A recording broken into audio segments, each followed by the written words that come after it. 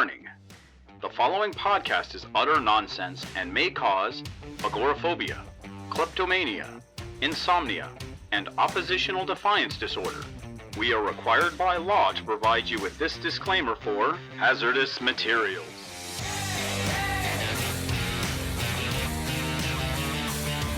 Welcome back to Hazardous Materials. This week we're going to take a bit of a deep dive into DC's new, what's this thing called? Future State. Okay, Future State. So my buddy Gideon here knows everything about Future State, and I don't know dick. And that's where we're going to go with this. So, Gideon, tell me, what is your speculation on how this is going to unfold for us? So when this was first announced, I had a pretty cynical view on it because I was like, oh, it's another 2-month DC Band-Aid event like Convergence was, where we're going to get stuck with a bunch of books nobody wants. But the more they revealed about it, particularly with the new characters and the new creative teams, I got more and more excited for it. I also got really excited when they said these books are fully returnable. So if the gamble doesn't pay off, we're not in the hot seat. But that aside, I'm really excited for a lot of the directions, a lot of these titles. From what I understand, it is basically cobbled together from the remains of what was going to be Dan DiDio's big 5G initiative, which would have been focused on the next generation of heroism. So instead of that being the status quo for the DC universe, and because DC totally fired him, an indefinite amount of time, this is going to be a 2-month quick event while they figure out what their next big line-wide relaunch is going to be. That said, with a lot of the stuff we've seen so far from it, I actually kind of wish this was going to be the new status quo, because a lot of this stuff kind of sounds awesome. I really like some of the imagery I'm seeing on this. I didn't know this book existed. So I got a chance to flip through it, and I really love the imagery. You know, I'm a costume whore, and there's some really great looks in this book. I got confused with the Superman on the front. It's like, is that John or Connor? Because for some reason, my brain completely blanked on the fact that Connor's Superboy, and I thought it was John and not John, but Clark and Lois's son. But no, this is John, and that's who's on the cover here, and that's who's rocking the Superman look. Yep. But on the back, we got Connor. You got Connor, yeah. And his red pants. His little buzz cut, too. I like the way Wonder Woman looks here. I don't know who she is. You want to tell me a little bit about that? We can start with the Wonder Woman books. That's actually the thing I'm most excited about. So we're getting 2 Wonder Woman titles here. The first one, just the main Wonder Woman book, is written and drawn by Joelle Jones, who I adore. One of my favorite artists working today. And it stars Yara Flor, who is a Brazilian woman who is from a tribe of Amazons that live on the Amazon. She's got a set of bolas instead of a lasso of truth. I'm okay with that. And we don't have a ton of other details on her outside of that. But, like I said, a great artist working on her, who's apparently, she already is going to make the jump to main continuity after this event, because they announced that she's going to be Wonder Girl in the main Wonder Woman book after this. And I've seen the costume for Wonder Girl, and I really like it. Also really good. Yeah, Joelle Jones designs a hell of a costume. And they're already angling to put her on TV on the CW in some capacity as well. I heard about that. Yeah, so I'm really excited for Yara. I think she's got a great design. I think it's awesome that we have a Latina Wonder Woman. And I mean, we already did. Linda Carter is Mexican, as we all know. I did not know that. Yeah, I was gonna say Linda Carter's Immortal. Have you seen her recently? Yeah, she looks great. She looks great. And but yeah, I'm really excited for the Yara book. I think it's gonna be awesome. Do you think that her costume is adding to the momentum of the character being on the CW? I think a good design really helps push a character. Because I mean, that happened with Gwenpool. That happened with Spider-Gwen. Gwen could sell a costume. It's true. Yeah, never undersell a good costume. And both her Wonder Woman look and her Wonder Girl look are really, really cool. I'm excited about that. And that's it. If you want to go diving for whatever info you can, or whatever minor appearances you want, this tribe of Amazons is first mentioned in Wonder Woman Annual number 4, which was the final issue of Steve Orlando's run that was cut criminally short. Really good series. And so, of course, people are already freaking out and posting it on eBay for a bunch of money. So, yeah, wow. I've been reading a lot of articles about the monetization of recent issues. Yeah, speculator culture has only gotten worse in the time of 2020. And I'm okay with that because, man, the days when comic values were just crazy and all over the place, it was an exciting time. You know what happened after that, right? Yeah, the 90s crash. Yeah, exactly. I don't want that to happen again. Yeah. But the other Wonder Woman title is Immortal Wonder Woman, which has art by Jen Bartel, who I absolutely adore. You All know of her the designs are comparison great. I'm going to draw on this one, right? Well, yes, and I think they were going for that with that title. They were like, we can get some cheap heat by taking the Immortal Hulk's title. But it focuses on Diana at the end of time. And the only signs of her aging is one gray streak, some creases around the edges. Is that what I read about there being like the year? It's 82,000. Yeah. Okay. She has Batman's utility belt. She has Superman's cape. And she has a Green Lantern ring around her neck. Wow. And it's, Diana at the end of time. I think it's going to be a big, awesome, epic story. If nothing else, it's going to be absolutely gorgeously drawn. And I don't remember which one of the books, but one of the big things that Future State is doing is having a more anthology approach. So we're going to have some bigger issues that have multiple stories within. And one of the titles has a Nubia backup. And I'm pretty excited for that because I feel like DC's been inching towards making her a bigger deal in the past decade. I actually read the first appearance of Nubia when it first came out, and I was actually excited, and I was like 8 years old at the time, but just anything new, and it was like another Wonder Woman. I was like, this is cool. She had a completely different outfit, and it was a Super Friends issue because they were doing like some weird thing where they were making a like this team of international heroes, like the Tasmanian Devil, and they had Nubia in there. I was like, that's cool. So I'm glad they kind of stuck with that. Oh God, I was actually going to ask a different question. I got so wrapped. Oh yes, somebody recently asked me why Wonder Woman 1984, and this goes into what you were talking about, the fact that she's at the time. I had to educate somebody that Wonder Woman's immortal, right? And they had no idea. I was like, well, that's the reason why we had a World War One. Yeah, and then a modern day, and she looks great. So. Power of the gods. Yep. So yeah, I think both of the Wonder Woman titles are going to be awesome. They're the two I'm most excited for in this whole Future State event. Let's climb up the Trinity ladder on this one. Let's talk a little bit about the Bat family now. So the Bat family I'm a little less hype about. It just because it feels like a premise that we've seen a million times. So that Gotham has become a police state. There's robo-drones flying around. And the only people who can fight back is the Bat family with new cool tactical outfits. That sounds to me like Dead Man's Land again. Yeah, that's kind of what it feels like. And you got everyone with their Mad Max meets 90s clip-on armor outfits. Like Nightwing? Yeah. Saw that. Nicola Scott is going to be drawing the Nightwing book, though. So that does give me some The outfit hope. looks okay. Yeah, it's just a little clunky. Yeah, a little chin strap. Yeah. The Batgirl's outfits, again, like, they're fine. They're just a little scrappy. Bruce Wayne's outfit is... It kind of reminds me of like the 0 Year outfit. It's a bit more tactical. It doesn't have sleeves. Doesn't have a cape. They're all soldiers now. Exactly. And I'm like, I don't know if that's really what I want to read. That said, I am very excited for the next Batman, which is the title from John Ridley and Nick Darrington. And it focuses on a new character underneath the cowl who's not, I don't think he's going to be in the Gotham stuff full time because he's also in the Justice League book, which we'll get to in a bit. Okay. But John Ridley was the screenwriter for 12 Years a Slave. He just started up Other History of the DC Universe this past week, which was phenomenal. Like, if I almost put it in my top books of the year because I'm a huge Black Lightning fan. I am too. That might be the best Black Lightning story I've ever read. I used to read Black Lightning back when he was in the Outsiders, the first team. Good stuff. Yeah, my boy Metamorpho. That's right. we did bond over that one. Back when it was Batman and the Outsiders, and it became the Outsiders because it was. Batman was too good for that.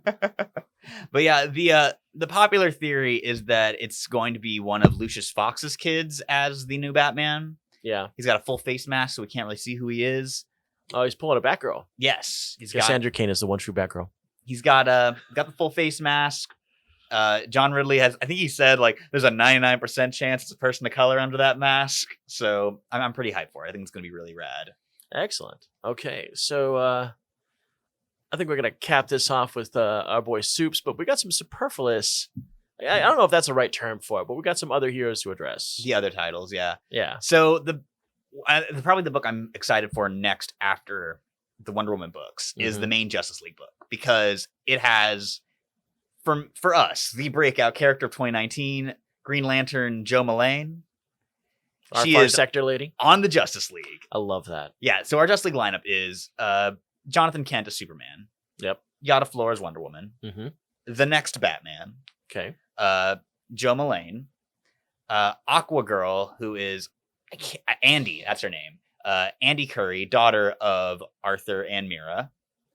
Okay. And then we've got Jess Chambers, Kid Quick, who is a non-binary speedster hailing from Earth 11, who will be making their debut in the it's like a multiversal Christmas special that's coming out in a couple weeks. Oh, okay. So really soon. Yeah, very, very soon. And Big old a $10 good looking outfit anthology. too. Let's put up that picture. Really of that cool outfit. look. I really like both their Kid Quick looks and their full on Flash looks. Yeah. And yeah, I think it's gonna be a really cool book. I like the team. I hope they stick around. I'm a little leery of Joe being written by anyone but N.K. Jemisin and being drawn by anyone but Jamal Campbell, just because I feel like because no one else has gotten to work on her yet, you know? Okay. So this is her first time being in a full because Farsector is so very much in its own corner, you know? It's its own it's thing. so beautifully done. Yeah, and it's such a unique book. It's such a fully formed character that I'm concerned seeing other people. And I understand that concern, but I think handing it off to another artist further legitimizes the character. I mean, maybe. I'm worried it's going to dilute the character. I'm worried that she'll just become another Green Lantern, you know? I know that fear. Because, like, I love my lanterns, but the love's getting spread kind of thin. I start getting to Hal Jordan and Guy Gardner, and I'm just like, I got some scraps for you guys. Sorry, Simon, you're no Jess. I think that fear happened to me when the Mystique series ended way back in the day, and then like a few months later, she showed up just being some typical villain in some other book. Yeah, so I get that. It's a little more riskier when you're talking about villains because every writer just wants, okay, I need a villain who's this one. All right, cool. With heroes, I guess there's more of a need to be consistent because this is the bread and butter. This is what's going to sell the book. You know, we want our character to match up with the fan base it's bringing with it. So, yeah. But I get what you're saying. Yeah. And Teen Titans has been making a couple waves because they're bringing Red X into continuity for the first time. From the Teen Titans Go. Yes. Robin's alter ego that he would use to do missions for Slade. And then Red X might have also been another guy. Who knows? I guess we'll find out in the Teen Titans book. I keep messing up the animated shows. You got Teen Titans, you got Teen Titans Go as the silly version, right? Yes. Okay. The Red X showed up in the main Teen Titans from 2002. Yes. I think he also showed up on Teen Titans Go at some point, though. He did. Yeah. But so there's that mystery going. I'm trying to think of the other side books. There's Jackson Hyde as Aquaman. I think that's going to be pretty dope. What about that speedster there on the cover? That is the speedster that's going to be in the Suicide Squad book, which is being composed of a bunch of alt-universe versions of different characters and led by Connor Kent. So I'm kind of thinking it might be the Earth 3 version of Kid Quick. Okay. Yeah, I'm not 100% sure what the deal is. They haven't been super forthcoming on that. And she's rocking blades on her legs, too. Yeah. There's the Green Lantern book I'm not super jazzed about. It's well, I'll show you here. That's Jon Stewart. Oh. Yeah, like no ring, got like an energy weapon, got some guns. Yeah, I think I've already seen a Guy Gardner Warrior. Exactly. That was the vibe I was getting. I was like, I don't think this is what I want from a Green Lantern book. No. But the biggest disappointment for me. Well, before I get to that, one more book that I'm really excited about in the miscellanea title, Swamp Thing, taking place in the year 4500. Where Swamp Thing is one of the last vestiges of life. Sounds awesome. Oh, wow. Yeah. Like the covers got him like Planet of the Apes style over the Statue of Liberty. Looks pretty dope. So is this back to the concept of the Swamp Thing being the avatar of the green? Yes. Okay. Yeah, this is... And wasn't Animal Man like the avatar of the red? Yes. That New 52 Animal Man book is really good. Yeah. But my big disappointment with the Future State announcements is that you have this initiative that's focused on legacy, on a new generation of heroism, particularly focused on diversity and making more groups visible in the DC universe. And you have this cool sounding new Flash character in Jess Chambers, who's black and non-binary. Mm-hmm. The Flash book does not focus on them. It's another goddamn Barry Allen story. And when you told me this before we recorded, I was really disappointed. Which is the most DC Comics move I can think of. Especially because it seems to be having Wally West as like a speed vampire that's killing the other speedsters. So not only is it Barry Allen nonsense, it's also Wally West character assassination again. We will not stand for Wally West character assassination in the show, sir. Man, like I'm done. I can't get over it. I will say on Legion of Superheroes, there's some wild Riley Rosmo character designs. And you know how much love I have in my heart for Riley Rosmo, particularly his bizarre ass character designs, like that weird pill shaped head on Saturn Girl. Yeah, what's up with that? I don't know, man. Brainiac 5 is a disembodied head. Bouncing Boy's got a little bubble helmet. I'm excited. That looks pretty cool. Oh man, my Legion. They just got their new book. Of course, they have stirred my anger with the whole Golden Lantern thing. You'll never ever get past it. Yeah, well, from what I understand now, I'm thinking that the Gold Lantern stands for justice. That's not an emotion. That's as much of an emotion as well as an emotion. Yeah, but he works for the Guardians, the same Guardians that the Green did. So I'm like, I don't know what that means. So we'll move along to the final section, the Super Family. And there's some interesting sounding books here. You've got a John Kent led Superman the Man of Tomorrow book. No cape. Yeah, no cape. Or maybe a retractable cape, because there's some concept art where he has a cape. What's up with this capeless whole thing, man? You got Batman with no cape, now you got Superman with no cape? It's the future, That's baby. chaos. Capes are out. But the books I'm more excited for in the Super Family, there's the team up books. So Gene Yang is writing Superman and Batman. You know, I got a lot of love in my heart for Gene Yang's Superman work. He just did Smashes of the Clan, which is one of my favorite books this year. That's right. Our best of 2020 video. I like that little footnote there. Little plug. But yeah, he's writing the Superman and Batman book where it's going to be, I believe, the next Superman teamed up with John Kent. So that should be pretty cool. Okay. You've got Dan Waters, who's been doing a lot of really cool indie work with, I think, Coffin Bound is the title that I've been hearing a lot of buzz about, where he's doing the Superman Wonder Woman book where it's John Kent teamed up with Yara. Okay. So that should be another. I'm picking up all of her appearances, so I'll be grabbing that. Where's our boy Connor going to? Is he going to be in the Teen Titans? Connor's in the Suicide Squad book. So, there's a lot of weird choices for Suicide Squad. Yeah, I'm not super excited about it, but I'll at least flip through the first issue. Yeah. Going forward with the Superman family. The actual like Clark Kent Superman book is Superman Worlds at War, a little fun play on the old Our World at War crossover. Yes. Where Superman is a gladiator on Warworld. Michael Yannon lovingly drawing a mostly naked Superman with just his trunks and his cape and a chain version of the Kingdom Come S logo. So I'm going to say this now. World War Superman. Because that's exactly what that sounds like. I'm pretty hyped for it. I think it's going to be a fun, pulpy, John Carter style romp, especially with the lack of clothes. It's going to be him busting some alien gladiator heads, maybe taking the fight to Mongol. So what are your thoughts on DC giving this?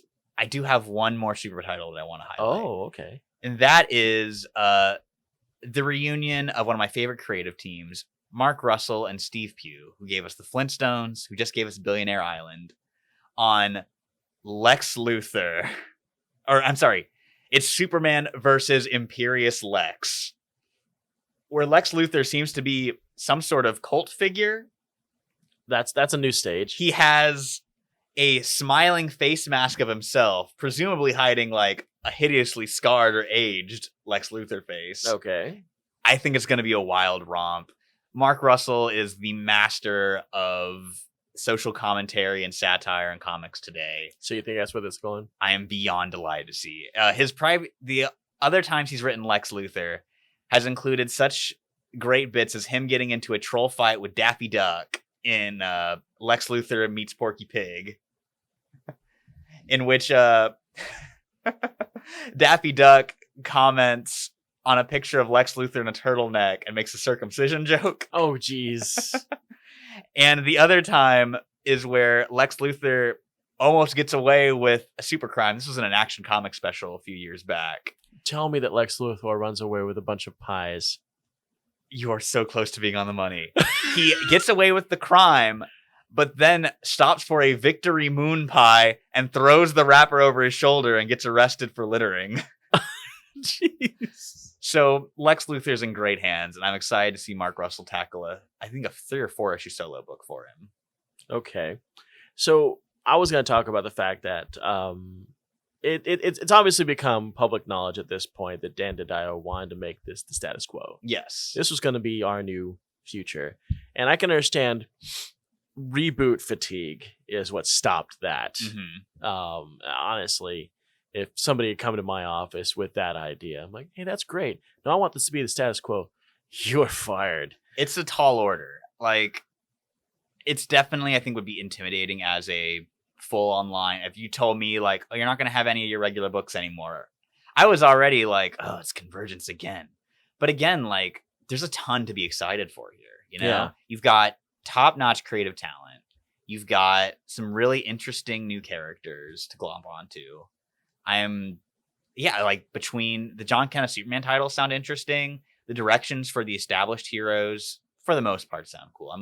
I'm less excited about the Green Lantern and Flash books, but like the main Clark Kent Superman book sounds really cool. The main Diana Prince Wonder Woman book sounds really cool, and just Yara is like, I think she's going to be the character find of 2021. That's surprising. Well, knowing that this is going to be its limited run, and they're going to probably pick and pull what they like from it and throw in their main continuity, but the main continuity still remains the same. Mm-hmm. I'm okay with that because, and I'm saying this only because Suicide Squad recently ended its run. Rehire Gail Simone and bring back Secret Six. You've got the opportunity. It's happened. It's right here. Bring back Deadshot. He doesn't even need to be Deadshot. Just give me, well, okay, no, he needs to be Floyd. But this is the opportunity. Did you finish Suicide Squad? I did. Okay. That's the reason why I'm saying it could be someone else. Live Shot is back. Yeah. I'm not buying Deadshot being dead anymore. I want him to be dead. He's been on too many missions to stay alive. But he's got Secret Six. Yeah, Catman. We can bring back the Secret Six, uniting for Deadshot, or they can try to get another Get Out of Hell free card to get him out. Oh, that's a good one. Because I gotta have the bromance between Catman and Deadshot. Gale is writing one of a story in an anthology that's coming up. I think it's the last days of the DC universe in Dark Knight's Death Metal, along with Mark Waid doing his first DC work in Wait a minute. years. Gail Simone is writing for Death Metal. She's doing the last Green Arrow Black Canary story. That's slumming it, dude. It's gonna be great. Mark Waid is writing the last Superman story. Here's the thing. I talked mad shit about Dark Knight's Death Metal. But the thing I appreciate is that it's giving creators I love chances to do some fun, wacky stories that don't at all reference all the stupid stuff in the main book. The Batman who frags, man. I wouldn't mind some Green Arrow and Black Canary action again. From Gale? I'd love it. Yeah, I really miss that dynamic. I think it's pretty safe to say Gail Simone is the greatest Black Canary writer of all time from her Birds of Prey run. I think Gail Simone is one of the greatest writers of all time. She's a top tier one. Yeah, she's definitely top tier for me. And I just kind of slipped it in there, but I'm so excited for Mark Waid to write more DC books. Like, his Flash run is one of my favorite comics of all time. Mm-hmm. Superman Birthright is arguably the best Superman origin story, and that's a competitive field. It is. And he's been wanting to write Superman for years. Like, he's had multiple pitches that have always been shot down. I'm really hoping that the post Future State, post Dark Knight's Death Metal, big post Brian Michael Bendis big Superman relaunch is Mark Waid on Superman. I want them to bring back the Kryptonians with the headbands on. I don't know if you remember that. Remember that before I your do. time? That's some John Byrne era stuff. Yeah, that's because post-crisis. all Kryptonians is a cultural thing wore headbands. Oh, that even goes further back. That's like a Silver Age thing, because Jor-El always did. Yeah. John Byrne had like the hoods. Yeah, Jor-El had a red headband, a green outfit with a red and yellow sun. Little on piping. his, on yeah. that's the the old Silver Age school, Jor-El. but I will always read stories about how important the headbands are to their culture and things like that.